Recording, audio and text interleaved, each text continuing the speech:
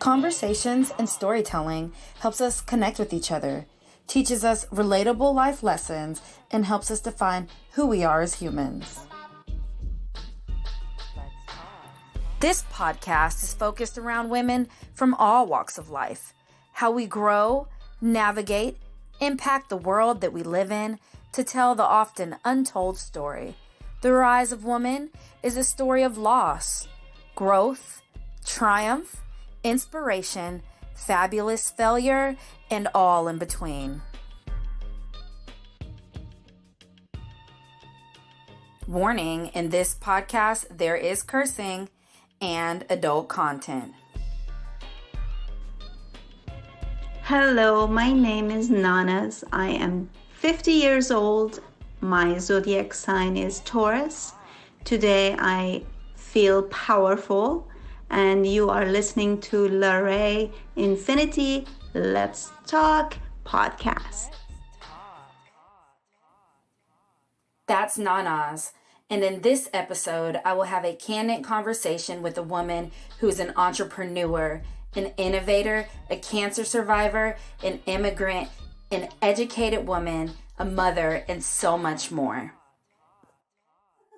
Oh, y'all, this is going to be a good one. So I have Nanaz with me. I've known her for about a year and a half. We worked together pre-opening a hotel. It was a new experience for both of us, and we spent a lot of hours together doing nothing.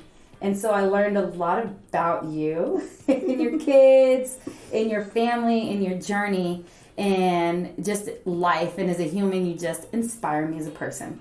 And so when I decided to do podcasts, like, you were one of the first names I wrote down. And actually some of the reason I am doing the podcast is because these stories that I hear from my friends that are women like you, and I was just like, God, everybody just needs to know your story. So how'd you get to the United States if you were born in Germany? Well, it's a funny story. It shows you how spontaneous I really am. Mm-hmm. I was engaged to a German boy.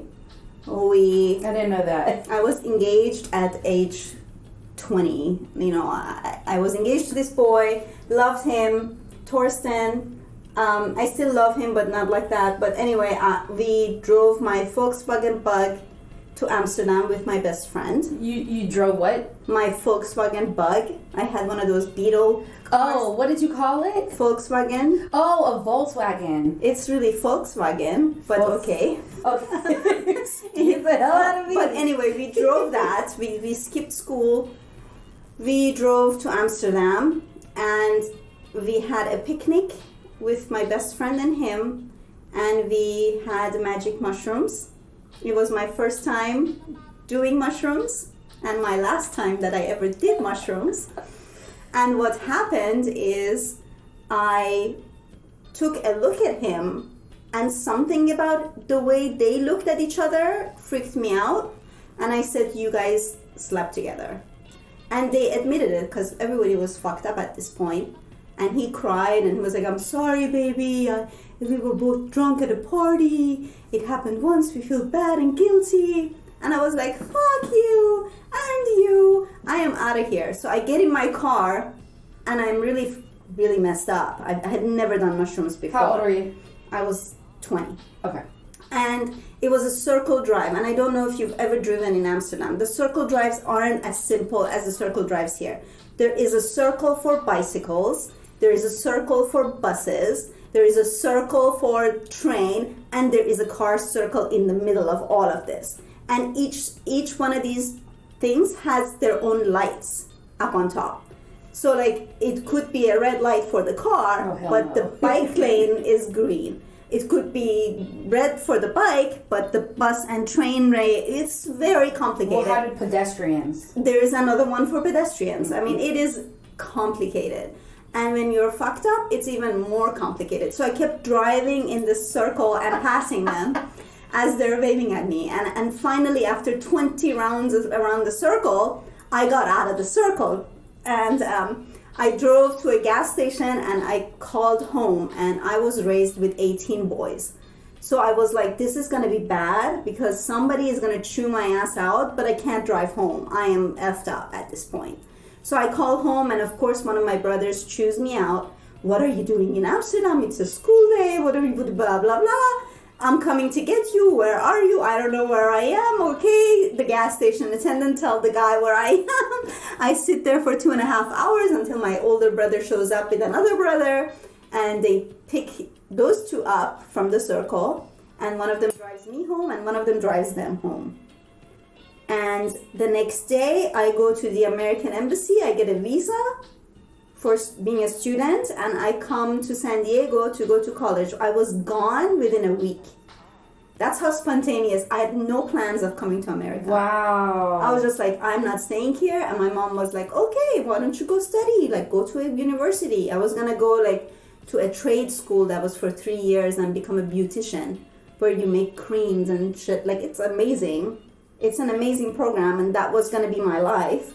But because he did that, I just wanted out, and I left within a week. I was gone. I did not know that. No, nobody knows it. Wow. I mean, he knows it. My mom knows it. A few people know it, Yeah. but that was just what happened. Wow. That's how I ended up in United States. Okay. So you went to University of San Diego. Did you fall in love in school? Like, what happened when you got here? I went to community college there because I had to learn English. I didn't know any English when I moved here. I had obviously German. I speak Farsi, and in Germany I had taken French in high school. Okay. Because I took the train to Paris all the time, and they weren't friendly if you didn't speak French. So I always was interested in learning French. I took French for years, and then I got here and I'm like, oh shit, I don't know any English. So I had to enroll in like a community college, get my English together. I had 4 months to learn, and then I moved here to Austin to go to an actual university. And over here is when I fell in love. I was dumb. I got married, all that stuff. And so I'm stuck here now. So I really didn't know that's how you got here. So what, you always say this, it's so funny, y'all. We would be at work and girls would be talking about marriage. I think it's totally unnecessary. I think it's maybe it made sense when it made sense, but now there is not even a freaking tax benefit to it. So what's the point? You can have a life with someone, and it's kind of like a contract, and everybody freaking breaks it, so why even have it? Did you get your heart broke in your first marriage? I definitely did. I was totally in love, and when you say I do and he says I do, you're dumb enough to think it could, that's it, it's forever. So I never thought that like at 40 I'll be single, and going out on dates with other people. Like, that never crossed my mind. I was madly in love with my husband when I got married. So it's definitely been an experience that made me grow. Yeah. So, that's my thought on marriage. Tell me something that overwhelms you. Really, not much overwhelms me, honestly. Like, if I'm totally honest, nothing overwhelms me. Why? Because I've been through so much. I have learned not to get overwhelmed. Like, it just doesn't happen. I don't get stressed. I don't get overwhelmed. What kind of stuff have you been through? My divorce was really tough because I felt like I'm in an ocean. I don't know where the waves are coming from. I don't know what's under me. I don't know what's above me. I don't know what to expect. And I felt like this person that at the time that I got divorced, I had spent half of my life with this man, and I felt like I didn't know him at all. So if I don't know him, then I don't know anything. So that was kind of a tough thing to go through. And that experience I also went through cancer, and that made my cancer be like a walk in the park. And it was a stage 4 breast cancer with mastectomy and chemo chemo, radiation, the whole schmeal felt like a walk in the park compared to my divorce. So after my cancer, nothing really stresses me out. You can throw anything at me and I'm fine. So was there ever a moment in your marriage where, or even in life, where you just like felt super like oppressed about something? Yeah, the last 8 years of my marriage was like that. How long were you married? I was married for 16, but I was with the same guy for 22 years. So when you came to the States, you met him when you moved to Austin. Yeah. Right when you moved to Austin. And got married shortly after? I got married a few years after. Because you were here on a student visa. I was here on a student visa.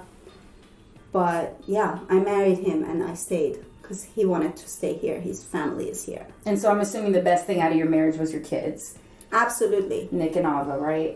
Absolutely. Absolutely the best thing that happened to me in my life is my kids. Yeah. But do I recommend that people have kids? No. I knew you were going to say that because you're always like, I love my kids, but don't have them. Would you rather be stupidly rich or crazy in love? Stupidly rich. What would you do with the money? I have no idea, but most likely I wouldn't have a flashy life of something. Like I wouldn't have a mansion and all these cars. Well, I of course will get a G Mercedes. I mean, that's a given. But I would most likely just travel the world and see the world and probably not do really anything positive with the money. Just no investments? I mean, it depends how crazy rich. Am I Oprah Winfrey rich? Or do I just have a few $1 million? Crazy rich. Okay, if I'm crazy Oprah Winfrey rich, then I might do some work. Set up some charities. Some charities or like a homeless shelter named after my kids or something like that. But I honestly would just homeless travel. Shelter named after your kids? That's what we get? Probably. Okay. So what would your last words be in life? If you could pick your moment to die, what would your last words be? Value your time. Why do you say that? Because it's really, honestly, when you think about it, you can be crazy rich and spend your money and make more money or lose more money. But with time, that's it. You get 46,300 seconds deposited into every day. And once you spend it, it's gone. The next day, if you're lucky and you wake up, you have it again. But once you spend it, it's gone. It's the only thing you can't earn more of or... So don't waste it. That's all you get. And you don't know when it's going to stop. The clock is going to stop at some point, and you don't know when. So don't waste your time. Do what you want to do. Say what you want to say. Live the way you want to. Don't wait for this thing to happen. Don't wait for this job to happen. Don't wait to have this. Don't just fucking go for it, because that's it. Fucking go for it. Go for it. Cheers to that. Yes, go for it. Ching, ching. Ching. If you had 24 hours to live, just like in the movies, they're like, what was that movie with Queen Latifah? And she was like working at some retail store and she goes to the doctor and the doctor, yeah. You know what I'm talking about? And the machine had this. The vacation or something. Yeah, okay. So what would you do with, let's go with the week. Okay, so it's super stupid, just like that Queen Latifah movie. Okay. I would go to Paris. Okay. And there is one store in Paris that has all these 1920s dresses that the actors actually go rent out. It's a rental place. You can't buy it. You can only rent the dresses. Okay. And it's like those beautiful beaded dresses that have all these things on them, and it has a sticker on everything with photos of actors that wore it. I mean, like Faye Dunaway shit. Like, legit. I would go into that store and try on everything and just stay in that store. Take a bunch of wine and stay in that store and have fun. What wine? What wine would I take? 3 wines. I'll tell you one, but it's totally worth it. Okay. I would buy the Silver Oak Cabernet Sauvignon 2012 or 2013. Okay. It is like freaking melted candy. That's what I would drink. That's what you take with you? That's what I take, like a case of it. Okay. And that's what you would do? That's what I would do. Is try on dresses and drink wine. Yeah. And your final words would be to value your time or something like that. Yeah. So, okay. I'm feeling you on this. You are listening to the LaRae Infinity Let's Talk podcast. That's LRI Let's Talk on Instagram. Hit me up and DM me with your comments and questions. What's something that triggers you? Stupidity. Okay. Like, I can't handle it. I'm like, oh my God, you're stupid. Get out of my way. And I've heard you say that. Yeah. You're very blunt. You're very direct. And just learning this stuff about you. So tell me something before you moved to the United States that is so profoundly different here than it is in Germany where you grew up. You want to know about Germany or Iran? Oh. Because I also, I think one of the things that I saw that changed me as a human happened when I was 8 years old. Okay. It was the Iran-Iraq war, and my country was getting bombed. Yeah. And going through hearing the bomb alarms go off, going through electricity being cut off, going through hiding under staircases or in bathtubs as a kid, kind of totally changes the way you see the world. Before then, you think your parents have all their shit together, they'll take care of you, nothing bad is gonna happen to you, you're a kid, happy-go-lucky, get your bicycle, break into this little yard that has pomegranate trees, get the pomegranates, eat them there's no consequences, right? You can do whatever the hell you want, it's all safe. But once you experience something like that, then it totally changes the way you see everything else. And I think that was the most profound thing that I've gone through in my life. Do you remember like that moment where you didn't feel like a child anymore? Yeah, it was that moment. Yeah, absolutely. Yeah. In the first bomb alarms going off, or was it? Well, you hear the bombs dropping. You first hear the bomb alarms, which means there's bombs coming. Yeah. So then you start being scared. Yeah. And then your mom is scooping you up, taking you under a staircase, and you're all like under blankets, just waiting you don't know if you're going to live or not. Right.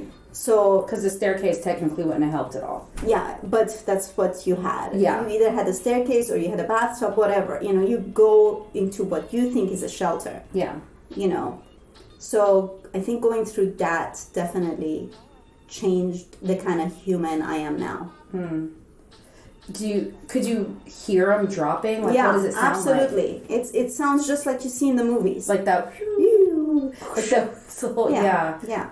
And you said you were 8 years old. So I was 8 or 9. How'd you end up in Germany? We basically escaped. We sold everything we had because the war was going on. As you know, the Iran-Iraq war went on for like 10 or 11 years or whatever. And we just had to leave. Like everyone who had something to sell sold it and left. But you were born in Germany? I was born in Iran. You were raised in Germany. And raised in Germany. Well, I consider, because I don't have much memories in Iran, just a few years really. Yeah. If I sit there and think about my own memories, not what somebody else told me, I don't have very much of it in Iran. So I consider Germany home because that's where my high school friends are, that's where I went to high school, and that's where happy memories happen. So I feel like my home is Germany. But when I do go to Iran, I have this connection to the country, to the humans, to the land, Right. So I don't know. So like when I was I always meet these people that have all these memories of when they were children, and I'm like, where the fuck do you remember that from? I don't remember a lot of stuff. I like flashes and points in time. I don't remember like a lot of stuff. And some people are like, yeah, I remember when I was 3 and did it. And I'm like, yeah, that's like, where the hell did you get that from? Exactly. And so I'm of the mind, if I ever like have dementia or something or blah blah, I'm gonna be okay with it because I've always had a shitty memory. Like if I'm dating a dude and I remember 4 things about you, we're doing good and I'm halfway in love with you at this point. Like, you know what I mean? Because like I'm so bad at it, and like I don't think I considered myself like a selfish or a self-centered person, but like the more I think about it, I'm like I zone out a lot. I definitely feel like I am somebody that listens to comment and doesn't listen to hear and understand. So like that's my thing that I'm working on as a human, because I believe like always self-improving and all that kind of bullshit. And so like what's your thing that you're like doing right now, self-improving, whatever? Because I know you're dating. I am dating, and I was dating and I met this amazing guy, and you know, I was like getting all vested, and then I was like, whoa, wait, you know, he's dating around, and he told me, you know, give it all you got. If you're truly looking for your, you know, last partner, hopefully, then you have to go out on dates and put yourself out there. So I am putting myself out there. He was right. I don't know if it's self-improving, but I just try to enjoy every minute of my life that I can. I try to plan for tomorrow, but not over-plan. You know, I'm trying to be flexible and open, and yeah, your heart gets broken, but then again, every time it breaks, it opens up more. So I'm not afraid. I'm not afraid. Thank you, Rumi. That is from Rumi. So yeah, I'm putting myself out there, which is not like me, like I normally don't, but I am trying new ways. Tell me your new strategy on these dating apps. So Nanaz and I are both like using dating apps. We'll leave names out because they're not paying me. But so we're both using dating apps, and our strategies, I guess, are different but similar. But tell me your strategy that you just started. My strategy is this: if you didn't say anything in your bio, then it's a left swipe, because you didn't take time to say anything. And so if you don't know, which everybody should know, but left means no, right means yes. So yeah, exactly. Right. So I'm like, if you didn't say anything, I don't care what you look like, or if you're posing with a nice, beautiful Maserati, I'm gonna swipe left because you didn't say anything. Now, if you said something that catches me somehow, I'm gonna swipe right, no matter what you look like. That's my strategy. Because I'm like, look at what my type got me. I'm single. And I'm going to be 50 next month. So I decided that if you say anything remotely that interests me, I'm going to swipe right. I am going to offer to meet you for coffee, to make sure you're an actual real person and not with the army thousands of miles away and you need 400 to come back to me because you love me so much. So you gotta be ready to meet for coffee or goodbye. I mean, basically. But it's working. Like she's meeting like lawyers and doctors and business owners. But the cool thing is that when I swipe on these people, I don't know what they do. Right. I'm swiping because they said something super interesting. Right. You know, which is what matters, but it is also a bonus that these are grown men that are working, and I mean, none of us have our shit together, but they're holding their shit in their bag. This guy that I have a date with tonight, he didn't really say very much in his bio about what he does for a living or what his status is or anything, but he had said that he would go to dinner. And you can pick anyone, dead or alive. And he had picked Winston Churchill. And I was like, oh, hell yeah. I want to be at that dinner. So I swiped right. And he is amazing. It's my second date tonight. I have no expectations of any kind. It's just nice to go out and meet people and make friends, if nothing else, you know. Would you get married again? When? Would you? Would I? Get married again? I think if it was completely just up to me, it would be a no. But if the guy is insistent on it or it means something to him, I could be convinced if he has a good argument for it. You know what I mean? So it'll definitely be a negotiation. It'll be a negotiation. Like if it really means something to him because he's never been married or he really wants to say this is my wife or some crazy reason he must have that to feel secure in the relationship, I'm not saying that I will never do it. But if he's just like me, which I hope the person that ends up with me is got some similar foundation, then he wouldn't really care. And if he doesn't care, then I would like to not ever get married again. Because it doesn't make sense. It doesn't hold up or do anything. The way I feel about marriage is the same way I feel about religion, but that's another podcast. You look at Nanaz and she's like 49 and has great olive skin. Aww. You do. No, you look great. Thank you. You're gorgeous, but it's true. Because if you weren't, I'd be like, girl, I'm so glad you're rested and you're looking good today. But no, you look amazing. Maybe invest in some Botox. So how do you describe your relationship with your mom and then your relationship with your daughter, like the generational thing? Does your daughter have a relationship with your mom? Like, how does that circle work for you? It's a really tough one for me because my mom was always away from me, doing her own thing. I was kind of on my own for so long. So I don't have that deep mother-daughter bond that people have. And in some ways, I feel like it's a blessing, and in some ways, it's kind of painful. So it's kind of a fine line in the middle. My daughter, I'm basically looking at it as a job. My job is to make my daughter independent, and the less attached she is to other people, the more independent she will become. See what I'm saying? Like, I'm preparing her for adulthood. Mm-hmm. I'm making her ready to be on her own and survive in this world, So that's my job as a mom. I'm trying not to be all mommy kind of person with her. So do you think that comes from your relationship with your mom? I think so, because I feel like because I moved away, it made me realize that, I need to be independent. I need to stand on my own feet. I need to, survive in this world without mommy's shadow. And so how'd your mom end up in the United States, particularly in Austin, particularly in your care? Well, she is like a gypsy, really. She's moved a bunch from country to country, continent to continent, and she ended up here because her grandkids are here. And then my dad passed, and she's kind of stuck here, and she has health issues. She's not, in the best shape. She needs care. And so she's my neighbor, and I take care of her. Oh, she's your neighbor? Yeah, she lives less than a mile away, walking distance to my house. So I'm her daughter. Yeah. Of course, I do things for her and help her out. And I'm proud of her. She's like taking Uber to go to places. Oh, she started taking Uber? She's using an app, and she doesn't even know how to unlock her phone, but now she does. She's learning and becoming more and more independent, but still, she's very dependent on me for help. Yeah. What is your mom's relationship with your son and daughter?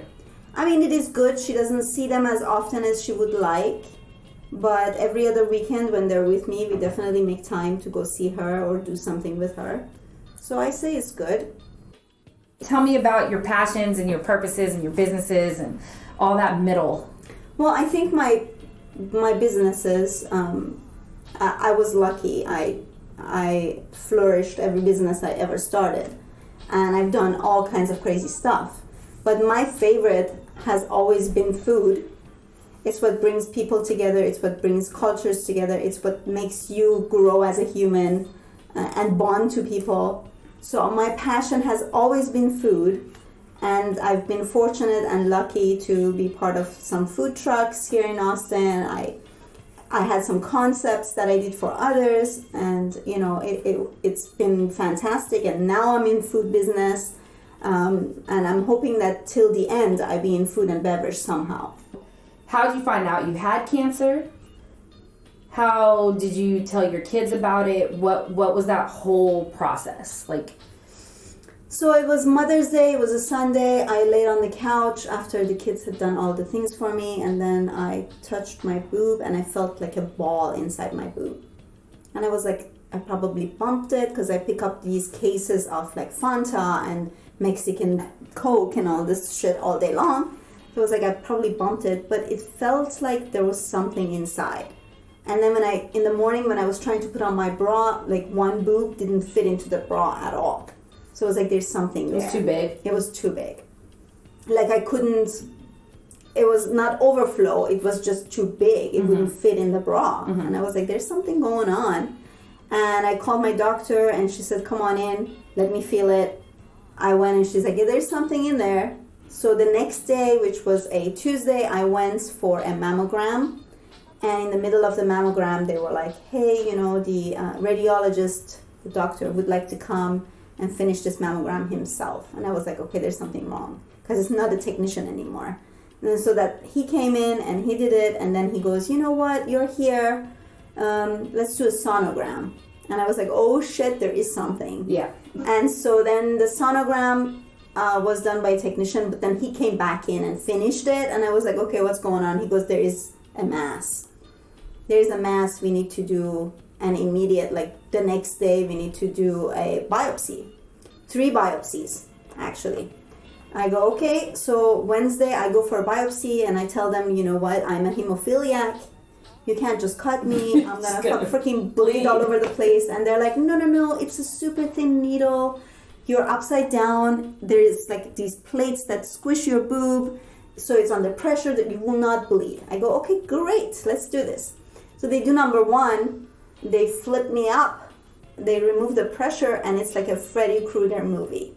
There is blood gushing out of me, hitting the ceiling and the walls. Like that's how much they had with a hole thin needle. With this thin needle. And so there was blood everywhere, and they're like, oh, they call 911 because I'm at a facility. I was like, wait, what? Yeah, I'm at a facility, so they call 911, EMS comes, they do 45 minutes of pressure until it stops bleeding. And the next day you could see their finger marks all over my chest, like all 10 fingers, because they did compression. And it was crazy because they told me it was Wednesday and the next day was my birthday. Actually, on Thursday was my birthday. And they said, this can take the result. We're not going to do the other 2 because obviously we can't put any pressure on the boob anymore. He's going to start bleeding again. So we'll just go with that 1 biopsy, and it takes about 4 or 5 business days to get the results. Next morning at 9 a.m. my doctor calls me and says, you have breast cancer. It's a 7.5 centimeter tumor in your chest. And I go, okay. And then she goes, it's a stage 4. We need to move on this like quickly. We need to do bilateral mastectomy. You need to go see an oncologist and all these things, like just on my birthday.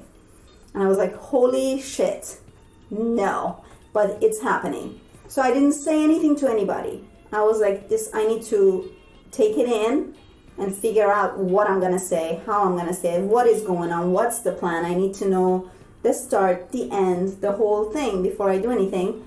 And I went and talked to the doctors, and they were like, yeah, we have to do a bilateral mastectomy, and then you have to wait 6 to 8 weeks for stitches to heal, and then we're going to do chemo, radiation, all of that.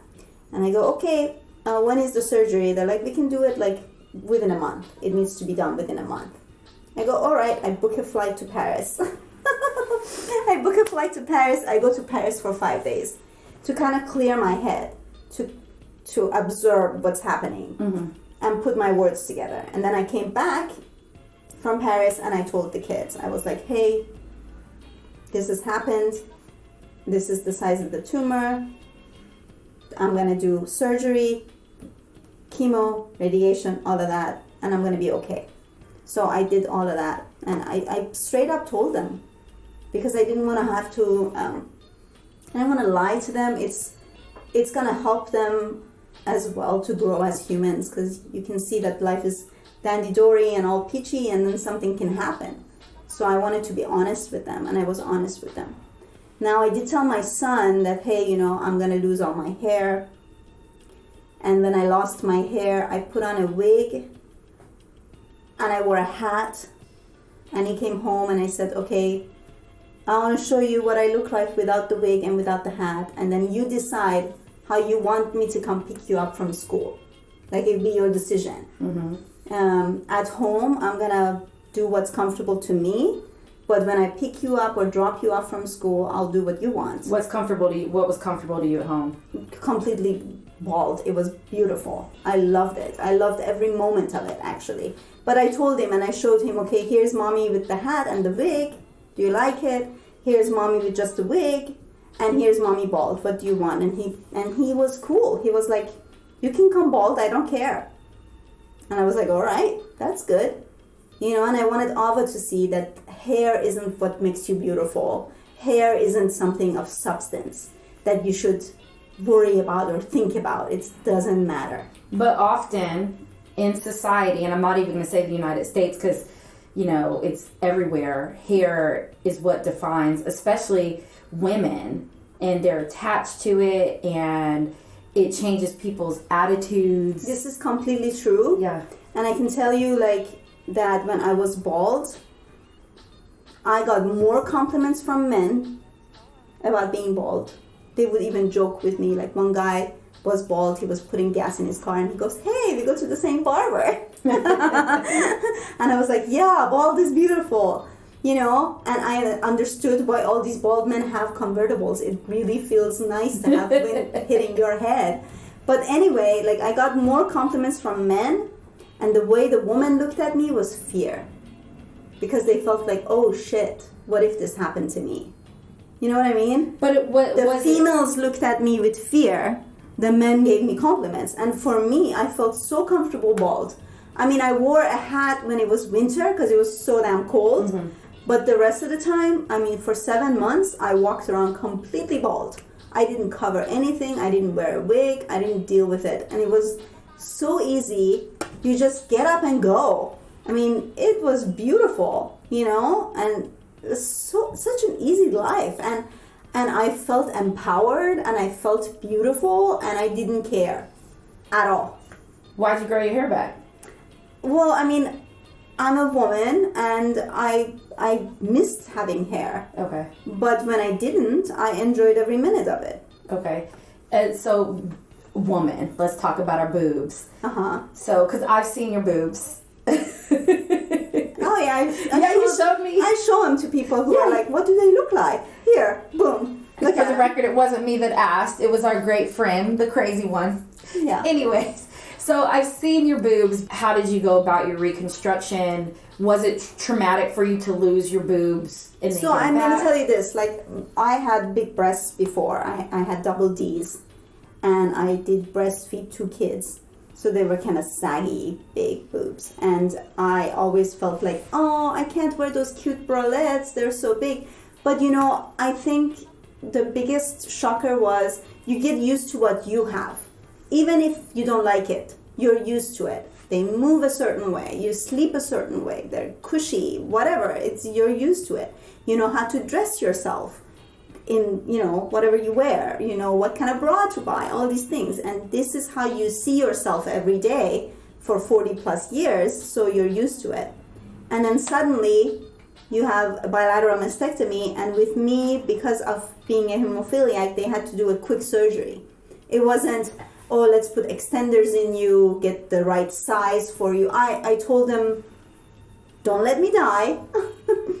Save as much skin as you can and put in whatever fits, and let's be done with it. And that is exactly what they did.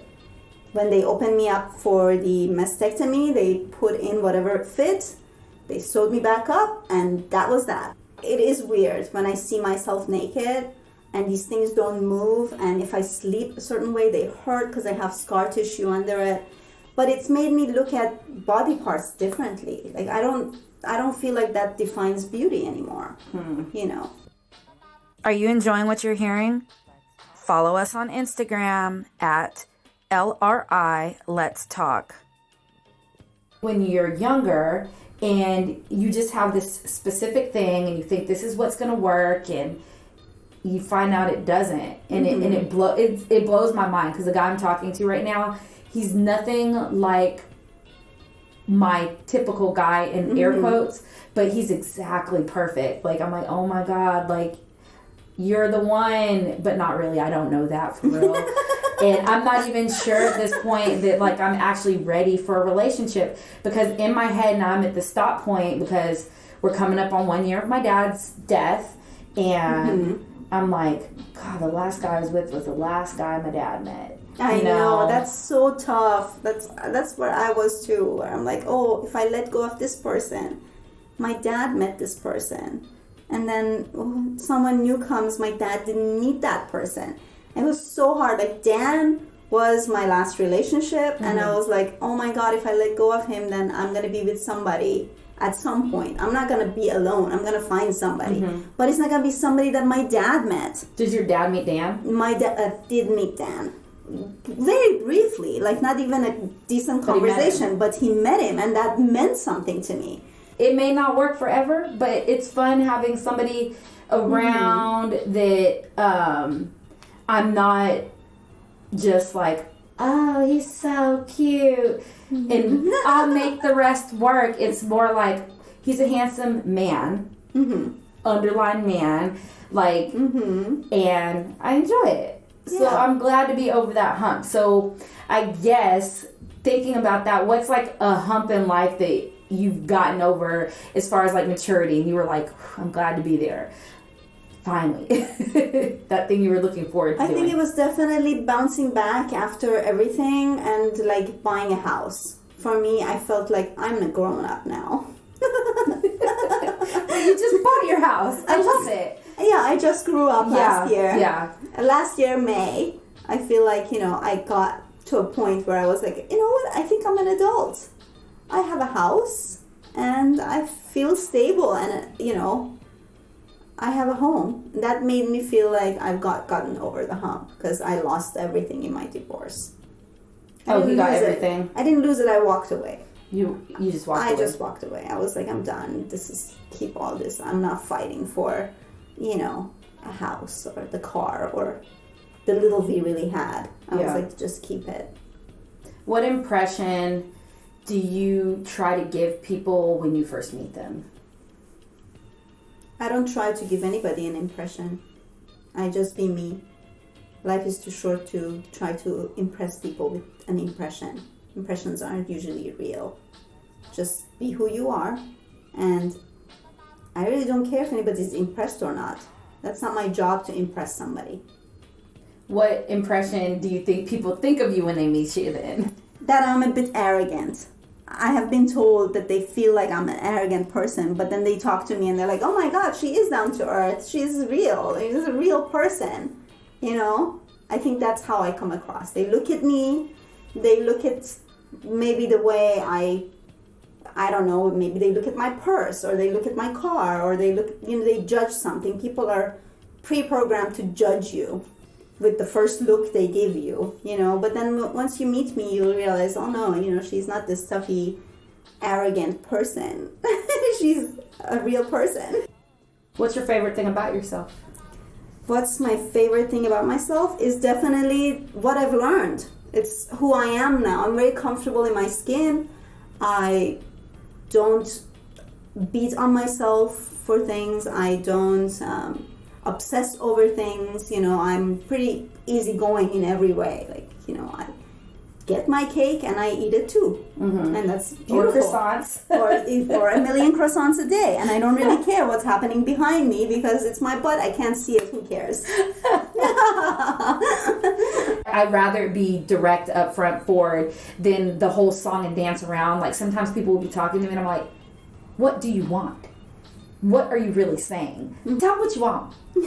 Tell me what you want, what you need, and let's get to it. And so I always appreciate that about you. Thank you. Yeah. Do you have anything random you want to tell me or any thoughts that you want to give? No, I'm glad you had me here. I mean, I can talk to you for 20 hours and we will never run out. No, we'll never run out of anything. We'll never run out. But it's nice to be here. Thank you for having me. Yes. All right. Well, it's been really, really, really nice talking to you. I really appreciate you coming and hanging out with me. I think we're going to go shopping after this. I'm a little hungover, so all good. I need to get out. It's a beautiful day. It's, I think, the 3rd or 4th official day of spring, so it's beautiful. Thank you for listening, as always, everybody. Once again, my guest, Nanaz, that I've known for about 1.5 years. Amazing woman. And as always, tell your story, be your own brand, live your truth, and stand in your moment. All right, you all. My name is Nanaz. I'm still 50 years old. I hope you all had a great day and you enjoyed listening to my story as I live my truth and stand in my moment. on LaRae Infinity Let's Talk podcast. Have you ever looked at somebody or their circumstances and wondered, could I forgive somebody that betrayed me in such a deep way that it affected the rest of my life? And could forgiveness just be something that was natural? Next time, Anne will be sharing her journey and telling her story on the LaRae Infinity Let's Talk podcast.